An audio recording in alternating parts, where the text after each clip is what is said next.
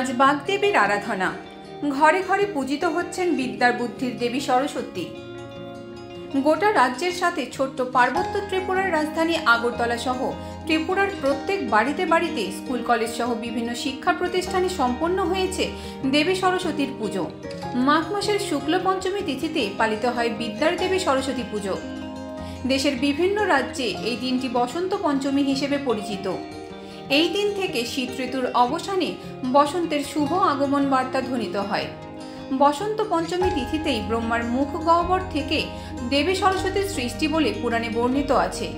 সেই কারণে এই দিনে বিদ্যার দেবী সরস্বতী পুজোর বিধান রয়েছে শাস্ত্রে।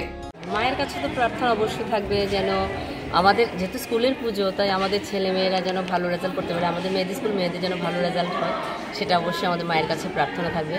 এবং সেই সঙ্গে সমস্ত মানুষও যেন তাদের বিবেক বুদ্ধিতে ভরপুর থাকে, সেটাই প্রার্থনা থাকবে।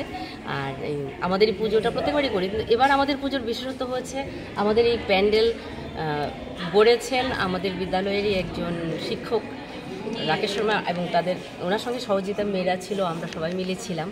তো পুরোটা আয়োজন আমরা মেয়েরা আমরা সবাই মিলেই করেছি। সারাদিন কিভাবে কাটাবো? সারাদিন কাটাবো কি করে, আমাদের মেয়েরা তো এখন পুজো হয়ে গেছে, প্রসাদ দেওয়া হবে। আর প্রতি বছরের মতো এবারও আমাদের মেয়েদের দ্বারা একটা সাংস্কৃতিক অনুষ্ঠান হয়, এবং ছোট্ট করে কালচারাল অনুষ্ঠান হয়। মেয়েরা তাদের মতো করে পুজোকে ভিত্তি করে পুজো কেন্দ্রিক অনুষ্ঠান করে, নাচ গান এমন করে অনুষ্ঠান করে। আনন্দ ফুর্তির মধ্যে আজকে কেটে যাবে আমাদের পুরোটা দিন। ত্রিপুরা থেকে বিক্রম কর্মকারের report, U Bangla TV. U Bangla TV, হৃদয় ছুঁয়ে যায়।